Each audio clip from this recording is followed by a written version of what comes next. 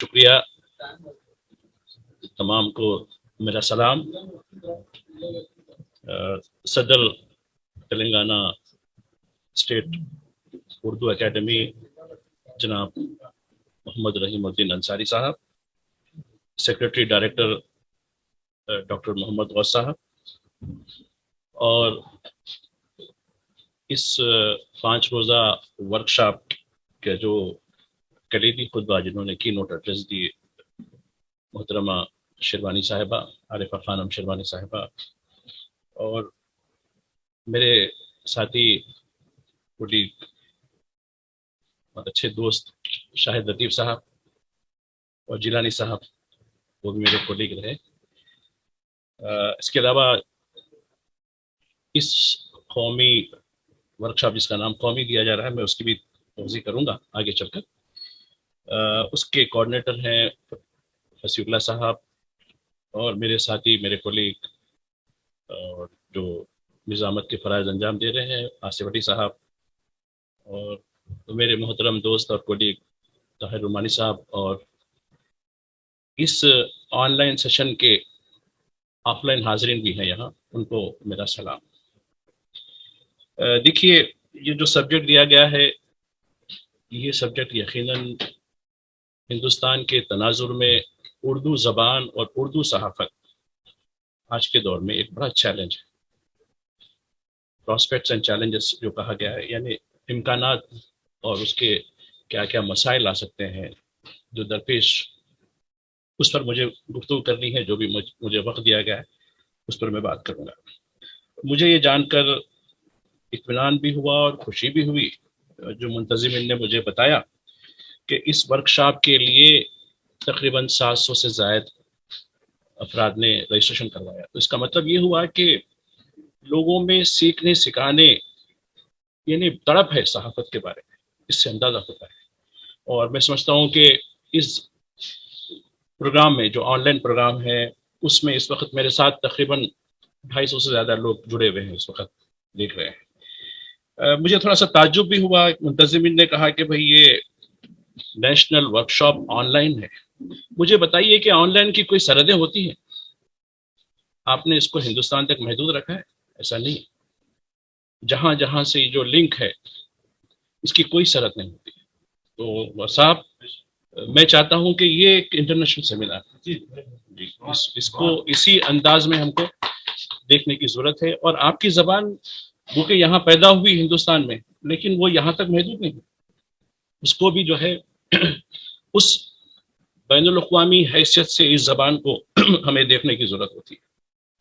اور میں آپ کو جب اردو صحافت کی بات آتی ہے تو یقیناً تلنگانہ کی حکومت، تلنگانہ کی یہ اردو اکیڈمی، میں سمجھتا ہوں کہ یہ ہمارا 200 سالہ جو ورثہ ہے اردو صحافت کا، اس کے لیے ایک بڑا خراج ہے. اور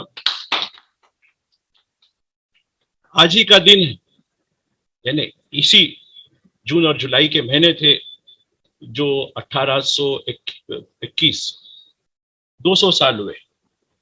ہمارے ساتھی رومانی صاحب بھی جانتے ہیں، ہم گزشتہ 1 سال سے پوری کوشش میں تھے کہ ہم 200 سالہ جشن منائیں، اردو صحافت کا جشن منائیں. لیکن خیر، جو بھی پینڈیمک صورتحال ہو رہی، جو بھی ہو رہے ہیں ملک میں، جیسے حالات ہو رہے ہیں، تو اس کی وجہ سے دیکھیے تھوڑا سا ہم نے توقف کیا ہے اس کے بارے میں. لیکن ایک آواز تو ضرور اٹھی ہے، اور میں سمجھتا ہوں کہ آپ کا یہ سیمینار اس کو سپلیمنٹ کرے گا، اس کو مدد کرے گا. یقیناً ایک بڑا خراج میں سمجھتا ہوں کہ آپ اس جو بنا سرحد والے، میں نیشنل سیمینار نہیں کہوں گا اس کو، ان کی کوئی باؤنڈری نہیں ہوتی آن لائن کی.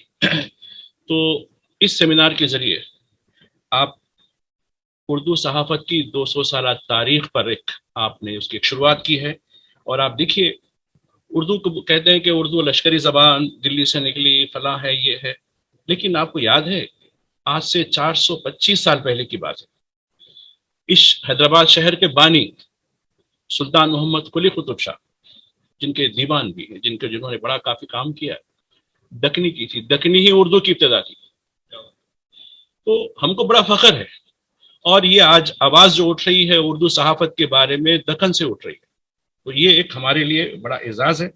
اور مجھے خوشی ہے کہ آپ نے افتتاحی تقریب کے لیے کافی جو ہے ایک اچھے معززین کو جنہوں نے صحافت میں بڑا نام کیا ان کو جو ہے یہاں مدعو کیا۔ دیکھیے 1821 میں پہلا اخبار نکلا، اس کی ایک بڑی تاریخ ہے، خیر اس میں کچھ متضاد چیزیں بھی ہیں اس لیے کہ اس کی کوئی پراپر ڈاکومنٹیشن نہیں ہے، لیکن اخبار کی ڈاکومنٹیشن ضرور ہے، کیونکہ جن حالات میں اخبار نکلا اس کے بعد، اس کے کچھ عرصے کے بعد ملک میں جو ہے غدر کے نام سے پہلی جنگ آزادی ہوئی، 1857 کی بات ہے، اور 1857 میں ہمارا ہر چیز اجڑ گیا تھا، ہر چیز اجڑ گئی تھی، اور جس طریقے سے جو واقعات ہوئے، اور ہمارے کئی، جیسا کہ محمد باقر کے بارے میں کہتے ہیں جو اردو کے پہلے صحافی تھے جنہوں نے پہلا اخبار بھی نکالا تھا، ان کو جو ہے توپ سے باندھا گیا۔ تو یہ بڑی قربانی ہے۔ آج ہم قوم پرستی کی، نیشنلزم کی بات کرتے ہیں، سو کالڈ نیشنلسٹ، جو نام نہاد نیشنلسٹ ہے، ان کو بتانا چاہیے تاریخ یہ ہوتی ہے کہ سب سے پہلا جو ہے شہید ہوا اس ملک کی سرزمین کے لیے، جس نے اس زمین کو اپنے خون سے سینچا ہے، وہ اردو کا ایک صحافی، ان کو بتانا چاہیے۔ صحافت ایسی نہیں ہوتی۔ اس کے بعد 1857 میں ہماری سب چیز اجڑ گئی۔ ایسے حالات میں آپ جانتے ہیں، مجھے بھی یاد ہے کہ 50-60 کے یعنی 1950-1960 کے جو دہے میں ہمارے اخبارات میں دیکھتا تھا، بہت چھوٹا تھا، دیکھتا تھا کہ پتھر پہ جو ہے نقش کر کے اخبار چھپتا تھا، اتنی بڑی مشکل ہوتی تھی، کاپیاں لے جانا کرنا، پھر 70-80 تک بھی فوٹوؤں کا عمل، وہ ڈارک روم ہوتا تھا ہر اخبار میں، فوٹوؤں کا عمل وغیرہ بڑی مشکل ہوتی تھی، اتنی مشکل سے ہم اخبار نکالتے تھے۔ اور آج تو آسان ہے، آن لائن اخبار بھی نکلتا ہے، آپ بس کر لیجیے، ٹیکنالوجی اتنی آگے بڑھ گئی ہے کہ آپ آن لائن اخبار نکال سکتے ہیں، بالکل اس کی ضرورت نہیں۔ لیکن ان حالات میں اردو صحافت عروج پہ تھی، جبکہ آپ کو آسانیاں ہوئی ہیں، اردو صحافت زوال پہ کیوں ہے؟ یہ سوال ہے جس کو ہم پر غور کرنا چاہیے۔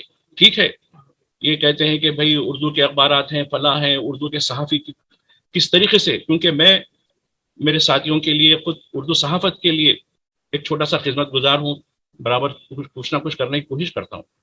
ٹھیک ہے، جو چیزیں، جو بھی میری جو قدرت نے مجھے جو کچھ پوزیشن دی ہے اس کے لحاظ سے، لیکن میں یہ بتانا چاہتا ہوں کہ اردو صحافت مالکان یا ادارے چلانے والوں کے منفیت کے لیے نہیں ہے، بلکہ کاس کے لیے ہونی چاہیے۔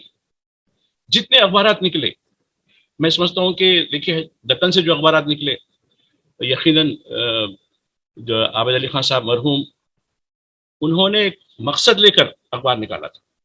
اس سے پہلے جو بھی حیدرآباد کے اخبارات تھے یا پیام کا معاملہ تھا، وہ بھی ایک مقصد تھا، حالانکہ شاہی حکومت میں بھی اخبارات کس قسم سے نکلتے تھے اور کیا معلومات فراہم کرتے تھے۔ اب دیکھیے، انسان کی زندگی میں 2-3 چیزیں بڑی اہم رہتی ہیں۔ انسان کی گھٹی میں جو ہوتی ہے نا، وہ اس کی جو حص ہے معلومات کی، انفارمیشن ہونا ہے، اور یہ حص حضرت آدم سے آئی ہے۔ حضرت آدم نے، ہم یہ نہیں کہیں گے کہ وہ ہمارے یعنی آبا جو ہمارے جو تھے جنت سے نکالے، وہ عقیدہ ایک الگ چیز ہے، لیکن ان کو ایک کھوج ہوئی، ایک چیز انہوں نے کھائی، اس کے بعد ان میں ایک کھوج پیدا ہوئی، اور وہ جو کھوج ہے کچھ نہ کچھ حاصل کرنے کی، کچھ نہ کچھ معلومات حاصل کرنے کی، وہ ہر انسان میں رہتی، ہر شعور والے انسان میں رہتی کہ میں کچھ نہ کچھ کھوج کروں، اپنے مقام کا، اپنے ملک کا، اپنے احوال کا کچھ نہ کچھ کروں۔ تو یہ فطرت میں داخل ہوگی، یہ چیز، یہ انسان، یہ چیز ہے۔ ایک اور چیز ابھی شاہد صاحب کہہ رہے تھے کہ جو بالکل عبادت ہے، خدمت ہے۔ دیکھیے، جہاں تک میرا اپنا عقیدہ، اور آپ میں سے بہت سے لوگوں کا بھی عقیدہ ہوگا، کہ دنیا کی جو تشکیل ہوئی ہے کس سے ہوئی ہے؟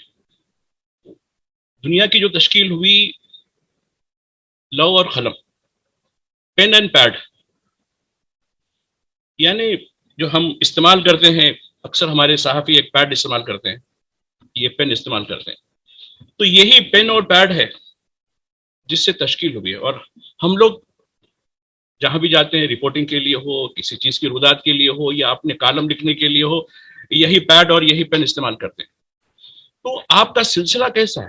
یعنی آپ یعنی جو ایک مقدس ترین صحیفہ قرآن المجید ہے، اس میں تک آپ کے بارے میں کہا گیا ہے کہ یہ اگر پیڈ اور پین سے جب دنیا بن سکتی ہے تو اس پیڈ اور پین سے آپ دنیا کو سنوار بھی سکتے ہیں.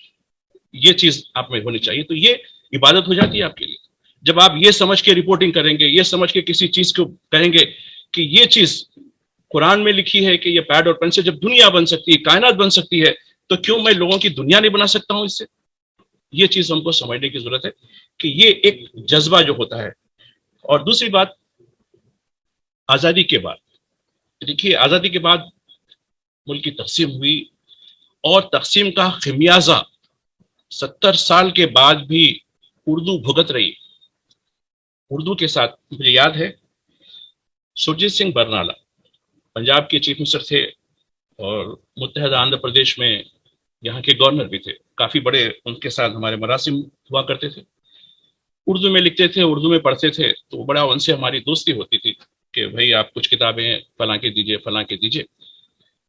تو وہ کہہ رہے تھے دیکھیے پنجاب کی تقسیم ہو رہی تھی، پنجاب کی لڑائی ہو رہی تھی، ہریانہ جو تشکیل ریاست جو بنی، یہ لڑائی اردو اخبارات میں چلتی تھی.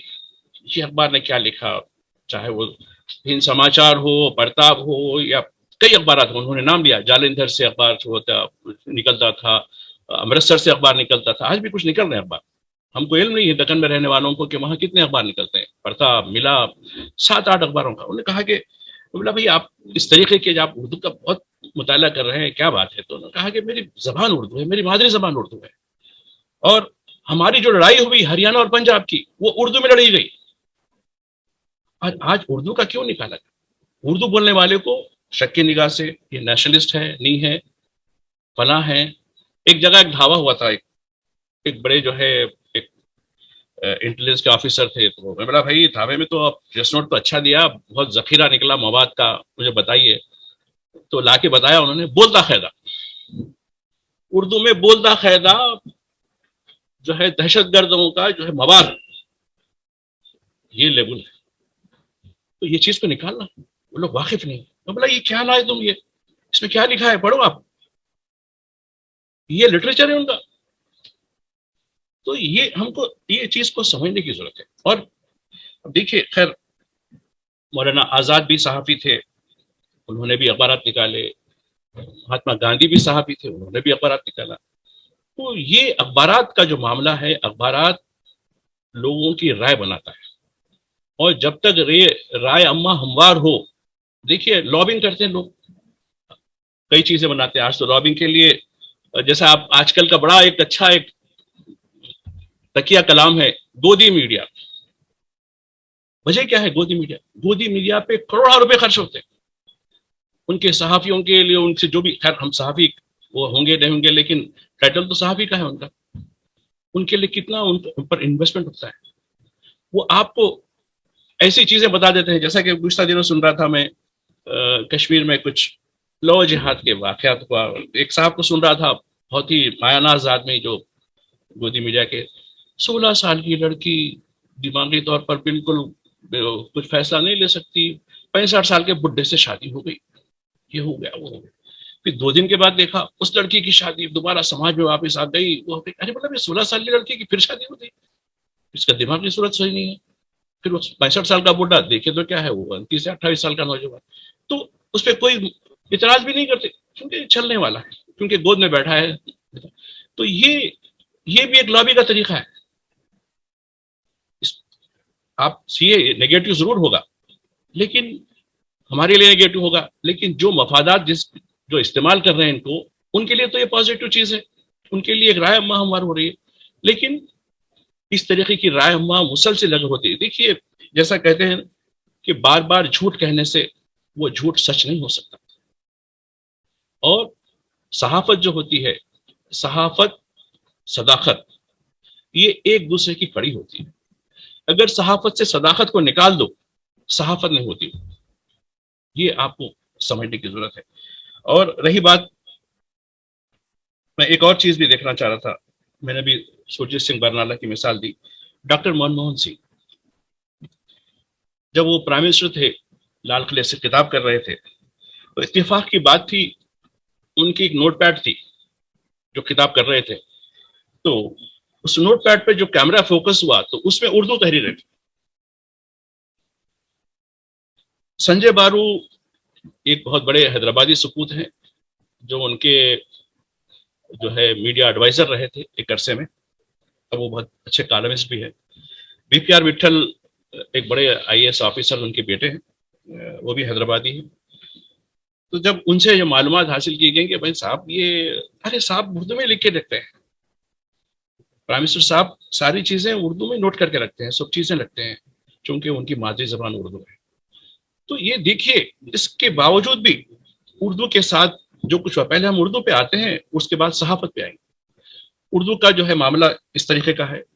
ایک گجرال کمیٹی بیٹھی تھی اور گجرال صاحب وہ بھی اردو کے آدمی تھے، اور وہ دیکھیے وہ ملک کے پرائم منسٹر بنے، اتنا بڑا عہدہ ہوا مگر پھر بھی اردو کے ساتھ انصاف نہیں ہو سکا. تو خیر ہم سے جو ناانصافی ہوئی اردو کے بارے میں اس کا کوئی ہم غم نہیں کریں گے، کوئی ماتم نہیں کریں گے. ہم تو اس سے ایک امید لے کے پڑھیں گے کہ ہم کو کیا کرنا چاہیے. آج اردو صحافت ایک بڑے دوہرائے پر ہے. قوم کو سچائی کی تلاش ہے، قوم کو صداقت کی تلاش ہے. اردو صحافت قسم پرسی میں ہے. ایسے میں ہم کو کیا کرنا چاہیے؟ یہی میرے کو عنوان دیا گیا تھا منتظمین نے، پراسپیکٹس اینڈ چیلنجز، یعنی کیا امکانات ہوتے ہیں، کیا خطرات ہوتے ہیں، اس کے کیا جوخم ہوتا ہے. اب رہی بات، اکثر اردو کے بیشتر چھوٹے اخبارات ہوتے ہیں. اب یہ بتائیے کہ حالانکہ بہت سی چیزیں ہیں، بہت سے غم ہیں جو سینے میں ہیں اردو صحافت کے، لیکن آپ بھی جانتے ہیں کہ لوگ پہلے تو اردو سے دور ہو رہے ہیں، خود اردو والے اردو سے دور ہو رہے ہیں. اس کا شکوہ کس سے کریں گے؟ اور رہی بات صحافت کی، اردو صحافت اب دیکھیے 70 اور 80 کے دہے میں اور 90 کے دہے میں بھی ہم لوگ جن اخبارات سے وابستہ رہے، جو بھی ہماری رہی، تو یہ دیگر چونکہ یہاں ریجنل لینگویج ہے تیلگو کے صحافی، انگریزی کے صحافی ہم سے نوٹ لیتے تھے. اور آج میں دیکھ رہا ہوں، میں بھی حالانکہ میں تو زیادہ فیلڈ پر بہت کم ہے چونکہ میری جو ذمہ داریاں ہیں وہ ایک الگ نوعیت کی ہو گئی ہے. جاتا ہوں پوچھتا ہوں اردو کا کوئی صحافی ہے؟ نہیں. ٹی وی پہ بیٹھ کے سامنے کچھ پوائنٹس لے لیتے ہیں، رپورٹ آ جاتی ہے، اور ان پر جو آرگنائز کرنا ہے، منتظم کرنا ہے، وہ نہیں ہوتا ہے.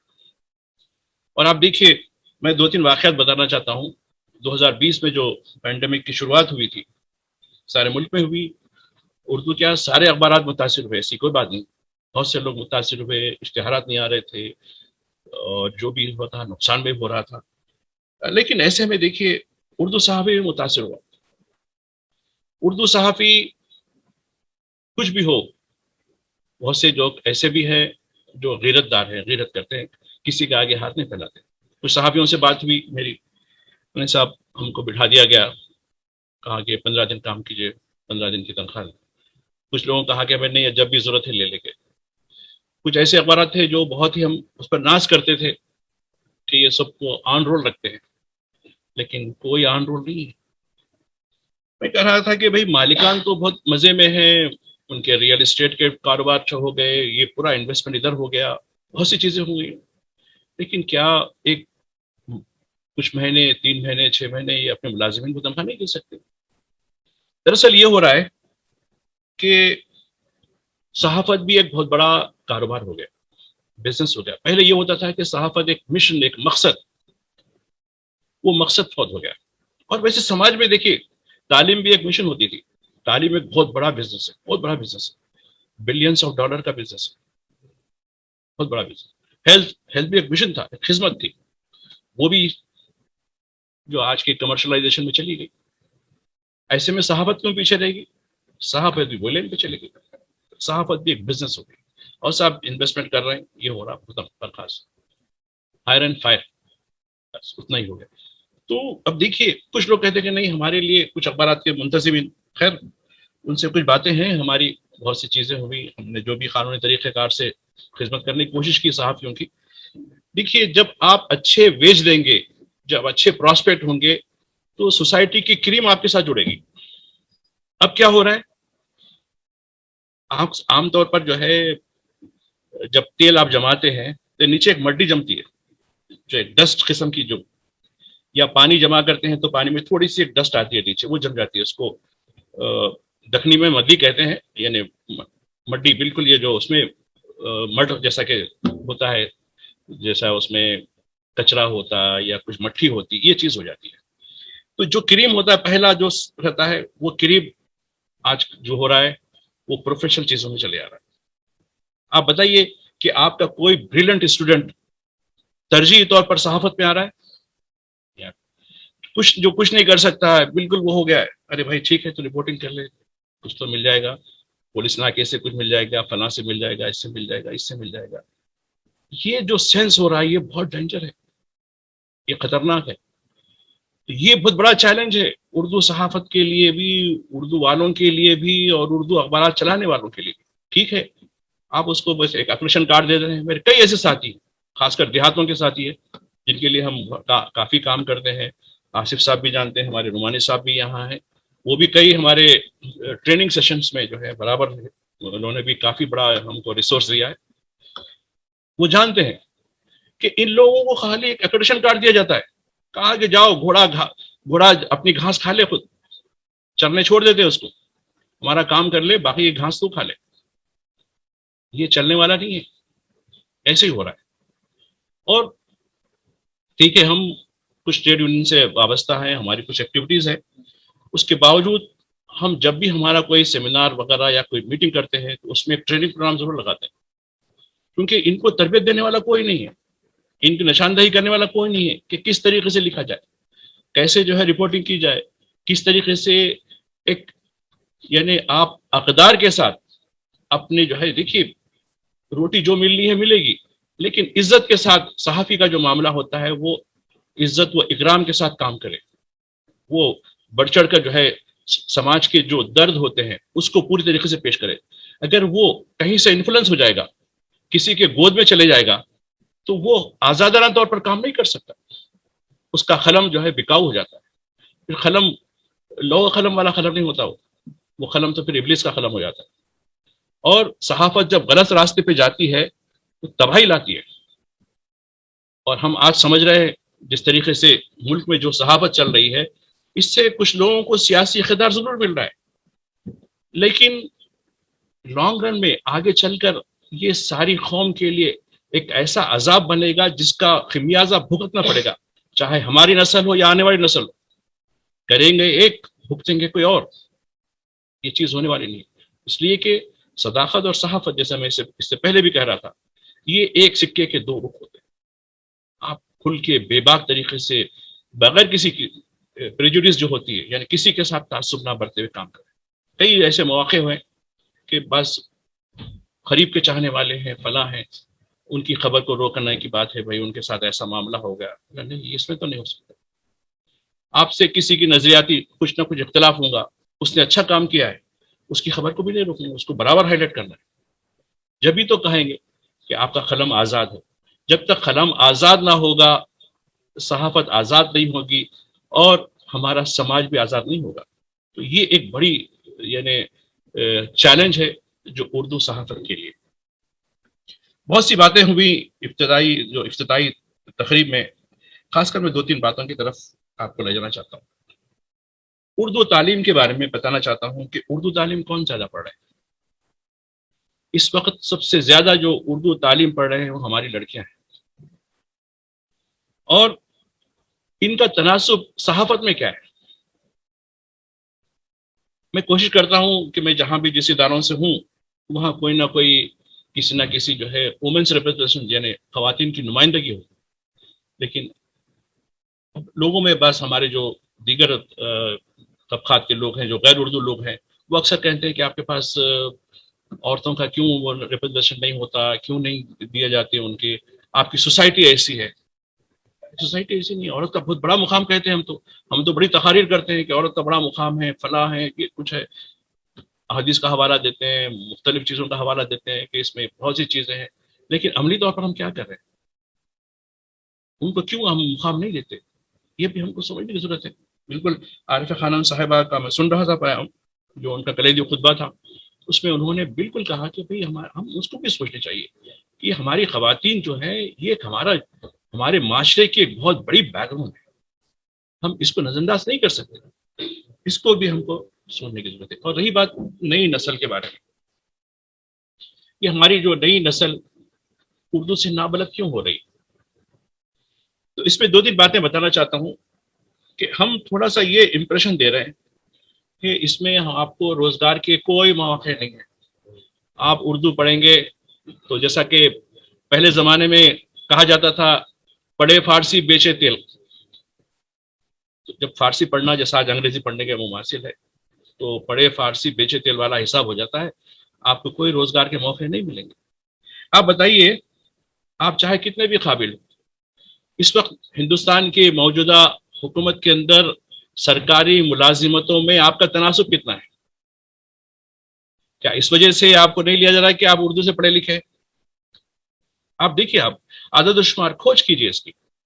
ایسا بالکل نہیں. آپ کے ساتھ ٹھیک ہے، ہم تعصب کی شکایت بھی نہیں کریں گے. آپ اچھے بریلینٹ بھی ہو، لیکن آپ کا بہت کم سلیکشن ہوتا ہے، بہت کم. جس طریقے سے ہمارا جو سیٹ اپ ہو گیا ہے، تو یہ ہم کو دیکھیے یہ کہنا. اور مجھے جو ہے کئی لوگ کہتے ہیں کہ بھائی اردو میں روزگار کے مواقع، اردو کو روٹی روزی سے جوڑنے کی بات ہوتی ہے. میں آپ کو بتانا چاہتا ہوں، فیس بک ایک بہت بڑا جو ہے انٹرنیشنل جو ہے ایک پلیٹ فارم ہے. اس نے سینکڑوں اردو والوں کو روزگار دیا، سینکڑوں. اندازہ نہیں کر سکتے آپ. کئی بچے جو ہے میرے پاس آئے، صاحب اردو نہیں آتی، تھوڑا سا ہم کو وہ کر دیجئے. اردو ہم بول سکتے ہیں لیکن ہم کو ایک اچھی نوکری ملنے والی ہے، پیکیج ہے 4 لاکھ کا، 5 لاکھ کا اینولی. یہ آفر آیا ہے صاحب ہم کو. کیوں نہیں کیا آپ؟ نہیں، وہ سیکنڈ لینگویج تک پڑھے، اس کے بعد ہم کو وہ نہیں ہوا، یہ کیریئر بول کے ہم جو ہے اردو کو چھوڑ دیے. دیکھیے، زبان آپ کی ماں سے غداری کی، آپ کی مادری زبان سے غداری کی ہے، سزا بھگتو آپ. کئی مجھے وہ ہوئی کہ دینی مدارس کے بچے آئے، صاحب ہم اس طریقے سے ہم نے گریجویشن کر لیا، فلاں کر لیا، صاحب اپلائی کیجیے. اور بچے آج اچھے پیکج پہ. حیدرآباد میں بتا رہا ہوں، حیدرآباد، بنگلور، پونے، یہ 3 کیمپس کی میں اطلاع. اور نوئیڈا کا کمپیٹ، نوئیڈا میں جو دلی کے قریب، یہاں سینکڑوں بچے. تو دیکھیے، زبان کبھی بھی آپ کی روٹی میں رکاوٹ نہیں ہوتی. پھر آپ کا عقیدہ جو ہے کہ بھئی روٹی دینے والا تو اب رزاق ہے، ہم عبد الرزاق ہیں، وہ آپ کا ایمان چلے جائے کہ بس اسی پہ بھروسہ کرے پروفیشنل. اب آپ دیکھیے، کل ہی کی بات ہے، ہم ایک ٹریلر صاحب کے پاس گئے، بہت اچھا ٹیلرنگ فرم ہے ان کا. انہوں نے اپنے 2 بچوں سے تعارف کروایا، ایک ایم ٹیک ہے، ایک ٹریپل آئی ٹی ہے. صاحب یہ 2-3 سال سے کوالیفائڈ ہو گئے، لیکن میں ان بچوں کو دکان پہ بٹھایا ہوں، بچے تھوڑے شرم محسوس کر رہے ہیں. بولا نہیں، فخر سے کہیے، خیاطی کا پیشہ بھی انبیاء نے بھی کیا ہے. اگر آپ کسی پیشے سے اپنے آپ کو ندامت کریں گے تو یہ آپ کی بالکل خلاف ہے، بلکہ آپ اس کے ساتھ صحیح انصاف نہیں کریں. یہ پیشہ آپ کو روٹی دے رہا ہے، اب اس روٹی کے ساتھ آپ انصاف نہیں کریں گے. بولا بھائی ایم ٹیک ہو، ٹریپل آئی ٹی ہو، اور اس کے لیے آپ درزی کا کام کر رہے ہیں، تو اس میں آپ شرمانے کی ضرورت نہیں ہے. کوالیفیکیشن اپنی جگہ ہے. ٹھیک ہے، آپ کو جب بھی مستقبل میں جب بھی موقع ملے گا، آپ کو جو ہے برابر بلندیاں ملیں گی. لیکن اب خالی جو ہے ہنٹنگ کر لیتے ہوئے رہنا، بیکار رہنا، یہ مناسب نہیں. تو میں یہ کہنا چاہ رہا تھا کہ دیکھیے، روٹی روزی آپ کے عزم، حوصلے، اس پر مبنی ہوتی ہے، زبان حائل نہیں ہوتی. اور اردو پڑھنے والے، اب آپ دیکھیے بڑی تکلیف ہوتی. میرا ایک پروگرام آتا ہے، ایک چھوٹا سا پروگرام ہوتا ہے، روز میں اخبار کا ریویو دیکھتا ہوں. ایسے ہر قسم کے اخبار آتے ہیں، ریجنل اخبار آتے ہیں، نیشنل اخبار آتے ہیں، اور اردو کے بھی اخبارات رہتے ہیں، اس میں سبھی اخبار آتے ہیں. تو جب ہمارے ساتھی جو میرے ساتھ جو ساتھ میں رہتے ہیں، جو مین اینکر رہتے ہیں، وہ بتاتے ہیں کہ بھائی صحیح خبر کے اوپر یہ آپ کی کیا بات ہے. ارے مطلب یہ تو میں نے کل بات کر لی اس پہ، یہ فلاں اخبار میں آ چکا ہے. نہیں صاحب، آج اردو اخبار نے دیا اس کا. تو یہ دیکھیے، یہ ڈیبارچری ہے. ایک معلوم میں یہ بہت ہی غلط طریقہ ہے کہ آپ کسی کی خبر کو اچک کے لے لیتے ہیں، دوسرے دن سکون سے جو ہے آپ بغیر کسی اس کے حوالہ دیے کہ اس کا شکریہ ادا کرے کہ اپنی خبر کے طور پر لکھ لیتے ہیں. یہ صحافت سے انصاف نہیں ہے. تو یہ صحافت سے انصاف تبھی ہوگا جب آپ اپنے طور پر کام کریں. اپنے طور پر کریں. اب آپ دیکھیے کتنے معاملات ہو رہے ہیں, ہم نے کیا ریسرچ کیا ہے. اور آپ دیکھیے کئی ایسے اخبارات ہیں اس میں ڈکشنری تک اویلیبل نہیں ہے. کوئی لفظ کا جو ہے ہم ترجمہ دیکھیں گے, فلاں دیکھیں گے. پہلے لائبریریاں ہوتی تھی, اچھی ڈکشنریاں ہوتی تھی, انسائکلوپیڈیا ہوتی تھی. اور مجھے یاد ہے جب میں سیاست اخبار میں تھا, جگر صاحب مرحوم, بڑا ان کا جو ہے نام رہے گا صحافت میں, وہ ایک گلوسری دیتے تھے کہ ایک کوئی نیا لفظ آ گیا, جیسا کہ فلاں کچھ یاترا چل رہی, فلاں کچھ چل رہی, تو اس کو کیسا لکھا جانا چاہیے. فلاں کوئی نیا لفظ آ گیا تو نوٹس بورڈ ہوتی تھی, نوٹس بورڈ پہ ایک چیز لکھی جاتی تھی کہ دیکھیے اس کو اس طریقے سے لکھا جائے. یا پھر لوگوں سے صلاح لی جاتی تھی جو ماہرین ہیں اردو کے, جو بڑے بڑے ریسرچ اسکالر ہیں, پروفیسرس ہیں, ان سے کہا کہ یہ نیا ٹرم آیا ہے. اب آپ دیکھیے ٹیکنالوجی نے کئی نئے ٹرم دیے ہم کو, جیسا کہ آج آپ کہہ رہے ہیں کہ آن لائن. اب آن لائن کا اردو میں آپ بتائیے, ہمارے پاس گلوسری ختم ہو گئی, حالانکہ کیپیسٹی ہے اردو میں, اتنی کیپیسٹی ہے کہ وہ ہر لفظ کو جو ہے برابر اس کا متبادل دے سکتی ہے. لیکن ہم خاموش ہو گئے, ہم کوئی گلوسری نہیں دے پا رہے, کوئی اس کا جو ہے لفظ نہیں دے رہے. اب اڈاپٹ کر لیے, کہہ رہے کہ نہیں پاکستان کے اخبار میں بھی ہے, تو کیا پاکستان کے اخبار ہمارے لیے بائبل ہے؟ وہ جو کہیں گے وہی چھاپیں گے, ہم اپنی اصطلاح بنائیں, اپنا ریسرچ کریں. تو میں سمجھتا ہوں کہ دیکھیے اردو کا جو معاملہ ہے, اردو صحافت کا معاملہ ہے, یقیناً ایک بہت ہی شریفانہ پیشہ ہے. اور جو لوگ اس پیشے سے وابستہ ہوں گے یا ہوتے ہیں, وہ یقیناً سماج کی نفس پہ ہاتھ رکھنے والے ہوتے ہیں. اور جو لوگ سماج کی نفس پہ ہاتھ رکھنے والے ہوتے ہیں, وہ ایک منزل, ان کے سامنے ایک منزل ہوتی ہے. اور موجودہ حالات میں جس طریقے سے ملک جن حالات سے گزر رہا ہے, ایسے میں یقیناً اردو صحافت کمزور ضرور دکھائی دے رہی ہے, لیکن ہمت اور حوصلے کے ساتھ اگر اردو سے لوگ وابستہ ہیں, وہ اپنے قلم کو, اپنی جستجی کو, جس طریقے سے شاہد صاحب نے کہا کہ وہ خدمت کے جذبے کے تحت کریں, تو وہ ایک عبادت بھی ہوگی. یقیناً آپ کا پیٹ تو نہیں بھرے گا اس سے, یقیناً, کیونکہ اردو صحافت معاشی طور پر اتنی مستحکم نہیں ہے. البتہ اردو اخبارات کے جو مالکان ہیں وہ مستحکم ضرور ہے, اس میں بڑا فرق ہے. یہی ہے, دیکھیے اردو اشتراکیت چاہتی ہے, لیکن یہاں ایسا نہیں ہے. مالکان کے بنگلے ہوں گے, مالکان کے فارم ہاؤس ہوں گے, مالکان کا جو ہے انویسٹمنٹ ہوگا, ٹھیک ہے, ہم کو شکایت نہیں ہے. لیکن آپ جس پیشے سے اپنی دولت, اپنی امارت کر رہے ہیں, اس میں تھوڑا بہت انویسٹمنٹ کیجیے. آپ یہ ہو رہا ہے کہ ڈائیورشن ہو جا رہا ہے, آپ کما رہے ہیں ایک صحافت سے, انویسٹمنٹ کر رہے ہیں دوسری جگہ, اسی پہ تو کیجیے تھوڑا بہت, اور صحافت آگے بڑھے گی, نام ہوگا آپ کا. تو یہ چیزیں ہیں. اور رہی بات اردو سے جو لوگ وابستہ ہیں, اردو صحافی جو ہیں, ان کو بڑے, دیکھیے موجودہ حالات میں بڑے عزم کے ساتھ حالات کا مقابلہ کرنا ہوگا. یقیناً دیکھیے انسان اپنی گھر کی ذمہ داریوں سے, معاشی پریشانیوں سے, یہ ایک بہت بڑا چیلنج ہوتا ہے اس کے لیے. اور آج اردو کے صحافی کے لیے بھی ایک بہت بڑا چیلنج ہے, چونکہ میں ان کے گھروں کو دیکھتا ہوں, خاص کر شہری علاقوں میں. تو ٹھیک ہے, لوگ کچھ پیروی بھی کر جاتے ہیں, ایسا کچھ نہیں ہے, غلط بات نہیں ہے, کچھ لوگ کچھ غلط مینس کے ذریعے کر لیتے ہیں, لیکن ایسے بھی لوگ ہیں جن کے پاس بہت ہینڈ ٹو ماؤتھ جس کو کہہ سکتے ہیں وہ زندگی ہوتی ہے. اور دیہاتوں میں جاتا ہوں, ڈسٹرکوں میں جو ٹورس پر رہتا ہوں, تب ان کی زندگی اور ہوتی ہے, وہ شرم کے مارے ہوتے ہیں, ان کی پیروی بھی نہیں چلتی وہاں.